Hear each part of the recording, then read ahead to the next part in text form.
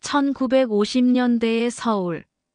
전쟁의 상흔이 채 아물지 않은 도시는 절망과 기회가 뒤섞인 용광로였다. 미군 원조 물자와 암거래가 오가던 명동 거리에는 잿더미 속에서 피어난 희미한 희망, 그리고 그 희망을 노리는 교활한 그림자들이 공존했다. 특히 여성들에게 이 시기는 더욱 가혹했다. 남편과 아버지를 전쟁으로 잃은 전쟁 미망인들이 생계를 책임지기 위해 거리로, 노동 현장으로 뛰어들었지만 사회적 보호는 미약했고, 정숙한 여인만이 법의 보호를 받는다는 가부장적 인식은 여전히 굳건했다.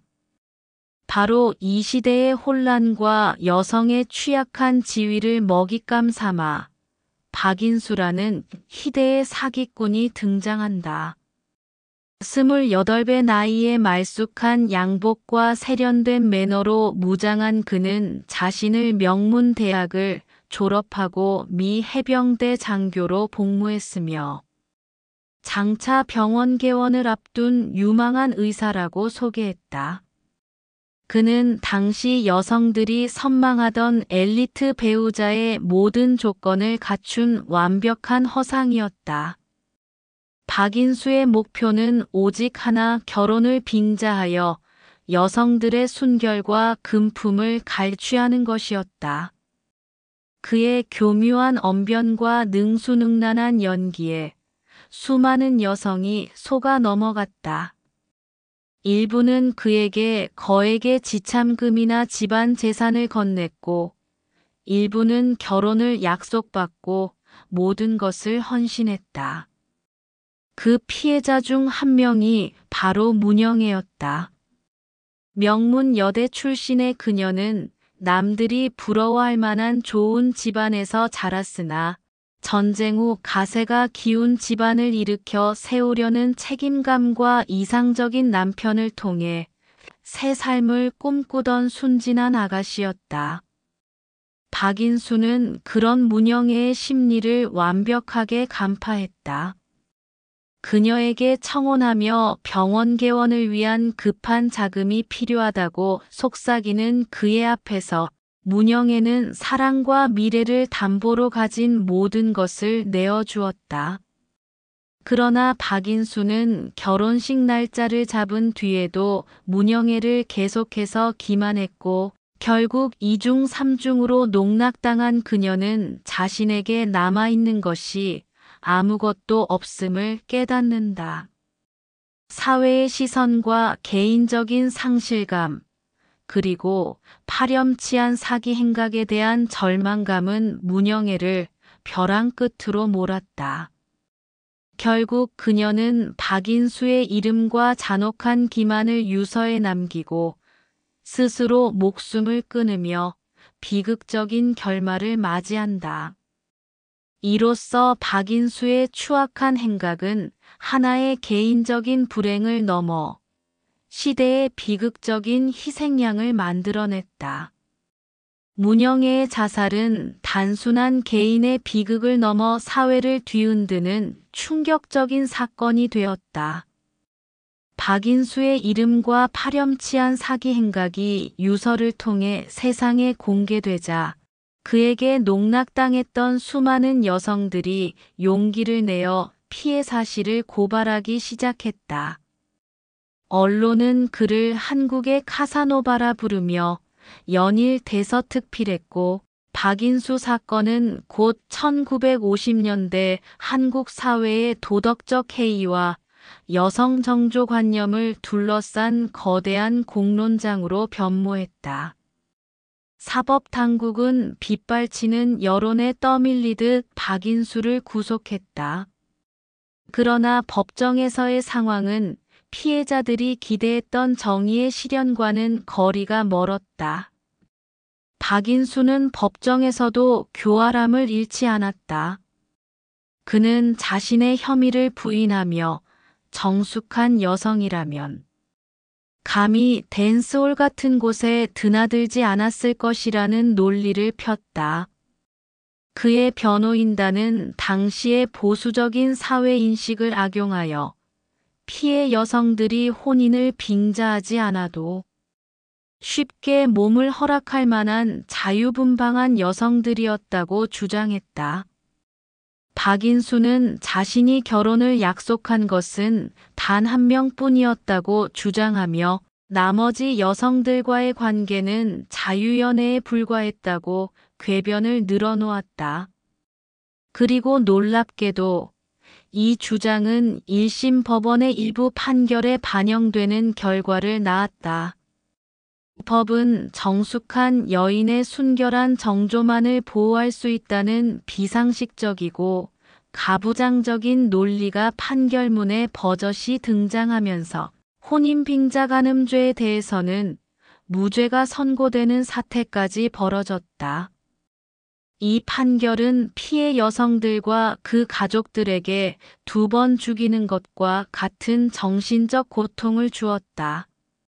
물론 여론의 격렬한 비판 끝에 2심과 3심에서는 유죄가 인정되어 1년의 징역형이 확정되었으나 이는 수십 명의 여성의 삶을 파괴하고 한 여성을 자살로 몰아간 희대의 사기꾼에게 내려진 처벌이라고 하기엔 터무니없이 가벼운 형량이었다. 더욱 기가 막힌 일은 그 이후에 벌어졌다.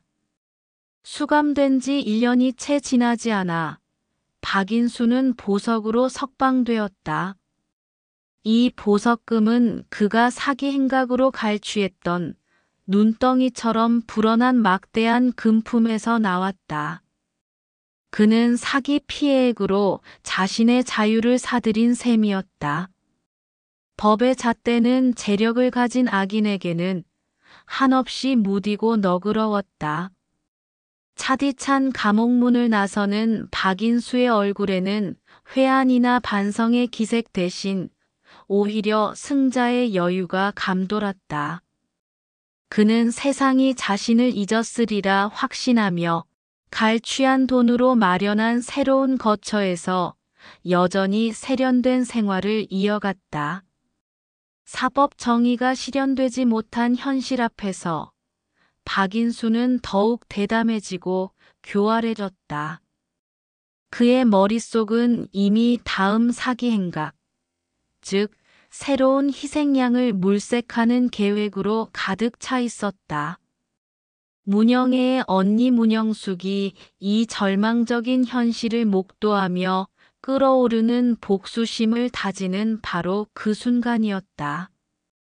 법이 해결해주지 못한 응징을 이제는 그녀 스스로가 대신할 수밖에 없었다. 박인수가 보석으로 석방되던 날, 문영애의 언니 문영숙은 먼 발치에서 그 광경을 지켜보았다. 법원의 철창문을 나서며 햇빛 아래 당당하게 서는 악인의 모습은 그녀의 심장에 비수처럼 꽂혔다. 동생의 죽음은 그녀에게 지울 수 없는 그림자였고 법이 악인에게 면죄부를 주었을 때 문영숙의 내면에서는 정의를 향한 맹렬한 불꽃이 타오르기 시작했다. 그녀는 법의 무력함에 좌절하는 대신 스스로 정의의 집행자가 되기로 결심했다. 문영애가 순진함 때문에 박인수의 먹잇감이 되었다면 문영숙은 지성과 냉철함 그리고 치밀한 계획으로 그를 파멸시키고자 했다. 문영숙은 복수를 위해 철저한 준비를 했다. 그녀는 동생에게 일어난 모든 일과 박인수 사건의 전말을 수십 번이고 되짚었다. 박인수의 사기 수법, 그가 끌어들이는 여성들의 유형, 그리고 그가 스스로를 포장하는 방식까지. 분석 끝에 그녀는 박인수가 가진 가장 큰 약점이 끊임없는 성공에 대한 과도한 욕망과 돈에 대한 맹목적인 탐욕이라는 것을 간파했다. 단순히 돈을 뜯어내 감옥에 넣는 복수는 의미가 없었다. 그녀의 복수는 박인수가 가진 모든 것, 즉 그의 자유와 탐욕이 낳은 안락한 삶 자체를 영원히 파괴하는 것이어야 했다. 문영숙은 자신의 배경과 지성을 완벽하게 숨긴 채 박인수의 새로운 사기판에 접근할 치밀한 이상형의 모습으로 자신을 꾸몄다. 그녀는 외국 물정에 밟고 상속받은 재산을 이용해 투자처를 물색하는 세련되고 약간은 허술한 부유층 미망인으로 위장했다. 특히 1950년대 후반의 시대적 분위기를 이용해 남편에게 경제권을 물려받았지만 복잡한 세상 물정에는 어두워 믿을 만한 남자에게 의지하고 싶어하는 여성의 이미지를 연기했다. 그리고 박인수가 출소 후 새로운 사냥터를 물색하고 있다는 정보를 입수하자 문영숙은 계획적으로 명동의 고급 다방과 호텔 로비의 모습을 드러내기 시작했다. 그녀의 우아하고 고독해 보이는 모습은 곧 박인수의 눈에 띄었다. 박인수는 오랜 사냥 본능으로 문영숙을 단번에 다음 먹잇감으로 찍었다. 박인수가 계획적으로 접근해오자 문영숙은 능숙하게 그를 받아쳤다. 그는 변함없이 장래가 유망한 의사 행세를 하며 친절과 호의를 베풀었지만 문영숙은 쉽게 넘어가지 않는 듯 하면서도 은근히 그의 호의에 기대는 듯한 복잡한 태도를 취했다. 이는 박인수의 사기꾼 기질을 자극하기 위한 고도의 심리전이었다. 사기꾼은 쉽게 얻는 먹잇감보다 조금만 더 노력하면 넘어올 것 같은 대상을 가장 매력적으로 느낀다는 것을 그녀는 알았다. 며칠간의 공을 들인 끝에 박인수는 마침내 문영숙에게 자신의 새로운 목표, 즉 첨단 병원 개원 계획에 대한 야심을 드러냈다.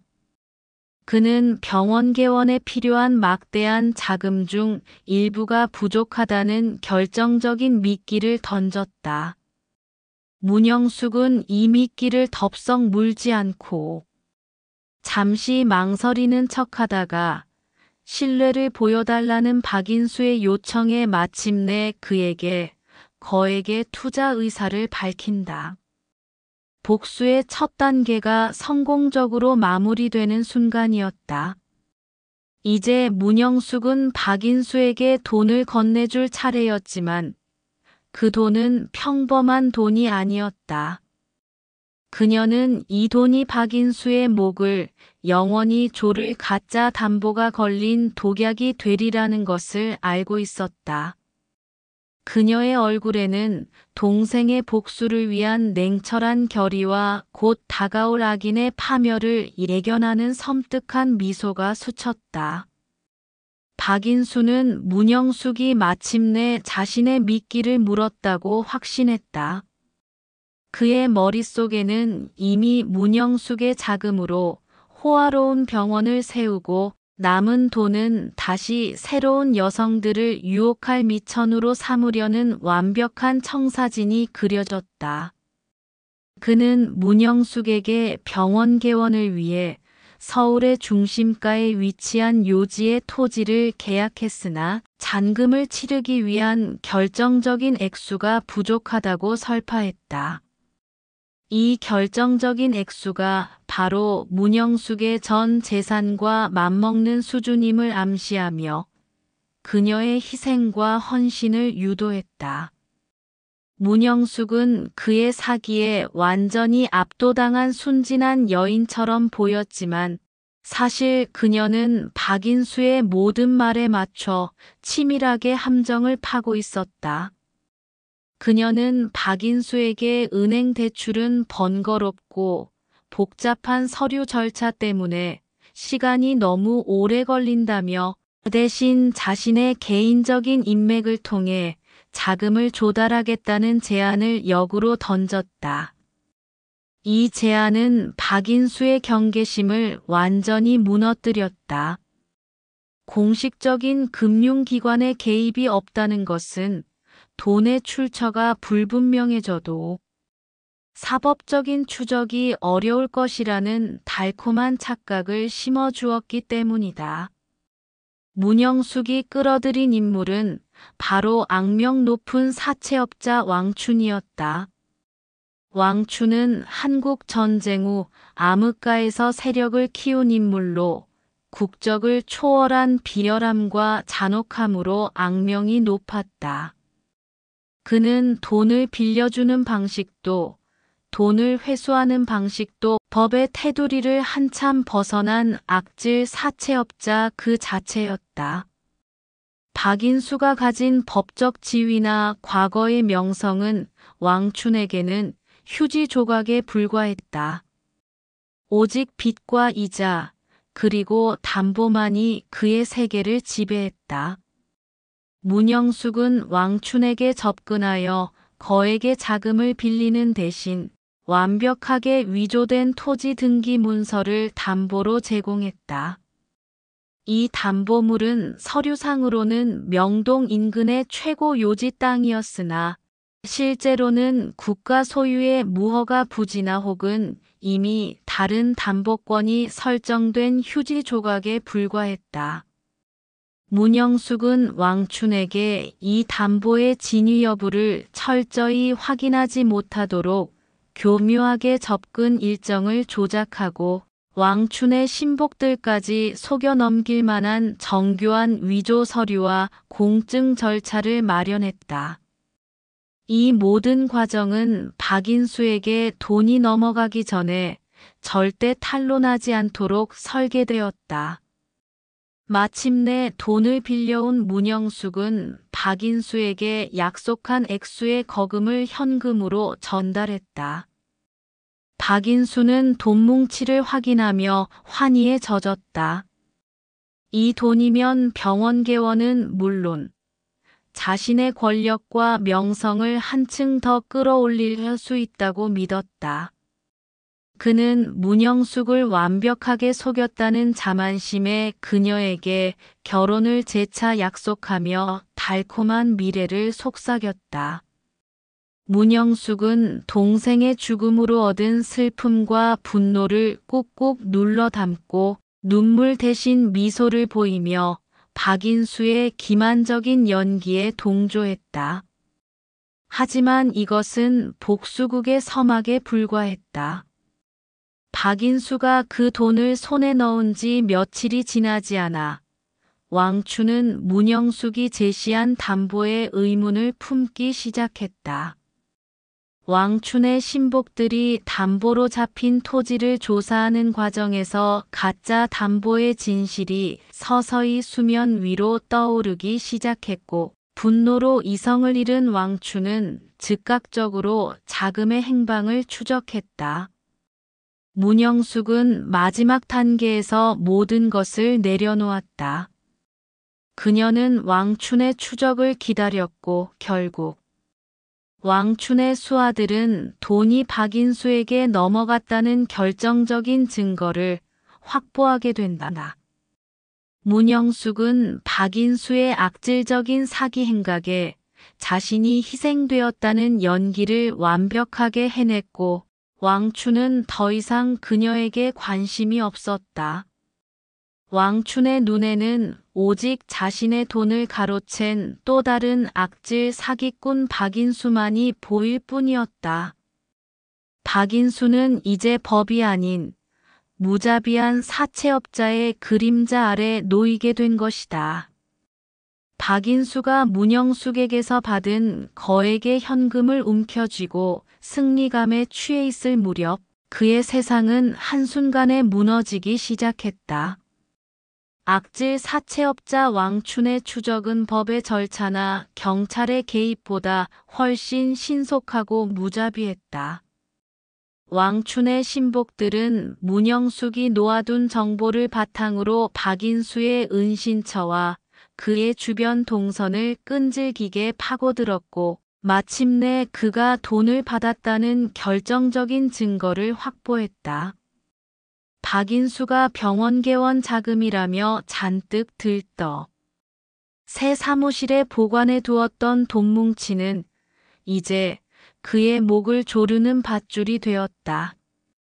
왕춘 일당은 법의 보호를 등에 업고 교활하게 행동하는 박인수 같은 하찮은 사기꾼에게 시간을 허비할 생각이 없었다. 그들이 박인수를 다루는 방식은 1950년대의 어두운 암흑가 논리를 따랐다. 어느 깊은 밤, 박인수가 자신의 성공에 취해 고급 양주를 마시고 있을 때 왕춘의 부하들이 쥐도 새도 모르게 들이닥쳤다. 그들의 얼굴에는 일말의 동정심이나 망설임도 없었다. 박인수는 당황하여 자신의 지위와 인맥을 언급하며 허세를 부렸지만 그의 미 해병대 대위 행세나 유망한 의사라는 허울은 왕춘 일당에게는 우스꽝스러운 농담에 불과했다. 그들은 박인수가 사기친 돈의 출처, 즉 가짜 담보 때문에 자신들이 입게 된 손해와 그 손해가 가져올 왕춘의 분노에 대해서만 이야기했다. 박인수는 자신이 속인 문영숙이 사실은 자신을 파멸시키기 위해 철저하게 설계된 함정을 놓았다는 사실을 그제야 깨달았다. 그는 비명을 지르며 문영숙을 비난했지만 이미 때는 늦었다. 문영숙은 그의 사기 행각에 분노한 또 다른 피해자로 완벽하게 포장되어 있었고 왕춘의 눈에는 오직 자신의 돈을 가로챈 박인수만이 보였다. 왕춘은 법정에서 1년형을 받고도 돈으로 보석을 얻어낸 박인수의 과거를 비웃었다. 법은 내 놈에게 자유를 줬을지 몰라도 내 돈은 내 놈에게 영원한 족쇄를 채울 거다. 왕춘의 명령 하에 박인수가 모아둔 현금은 모두 회수되었고 그의 보석금으로 나갔던 돈까지 포함해 그의 전 재산은 왕춘의 손에 넘어갔다. 하지만 왕춘의 분노는 단순히 돈을 돌려받는 것으로 끝나지 않았다. 그는 돈을 잃은 것에 대한 분노뿐 아니라 자신을 기만한 문영숙과 그녀의 도구를 자처한 박인수에 대한 극도의 모멸감을 느꼈다. 왕춘이 내린 처벌은 감옥보다 훨씬 잔혹했다. 박인수는 살아있는 동안 그 빚을 평생 갚아야 한다는 판결을 받았다. 그의 모든 명의와 신분증은 왕춘 일당에게 넘어갔다. 그는 더 이상 박인수라는 이름에 세련된 사기꾼이 아니었다. 그는 왕춘의 비공식적인 사채 노예가 되었다. 그가 맡게 된 일은 왕춘이 관리하는 불법적인 사업체의 가장 더럽고 위험한 잡무들이었다. 때로는 강제적인 채권 추심에 동원되어 과거 자신이 속였던 서민들처럼 비참하게 살고 있는 사람들에게 협박을 가해야 했고, 때로는 지하 도박장의 험한 일을 처리해야 했다. 그는 더 이상 양복을 입지 못했다. 그의 몸은 상처와 피로 얼룩졌고 그의 지성과 매너는 그를 더욱 비참하게 만드는 요소가 되었다. 문영숙은 이 모든 과정을 지켜보며 동생의 복수를 완성했다. 그녀는 박인수를 다시 감옥에 보내는 대신 자유로운 세상에서 가장 비참한 삶을 살도록 만들었다. 문영애가 박인수의 사기에 의해 스스로 생을 마감했던 것처럼 박인수는 문영숙의 치밀한 복수극에 의해 정신적, 육체적으로 영원히 파멸했다. 그의 남은 인생은 1950년대 암흑가의 가장 밑바닥에서 악질, 사채업자의 발밑을 기어다니는 지옥 그 자체였다. 그의 존재 자체가 완전히 지워진 채 그는 매일매일 자신이 저질렀던 죄에 대한 살아있는 대가를 치러야 했다. 문영숙은 복수가 끝난 뒤 그가 다시는 세상으로 나올 수 없음을 확인하고 조용히 자신의 삶으로 돌아갔다.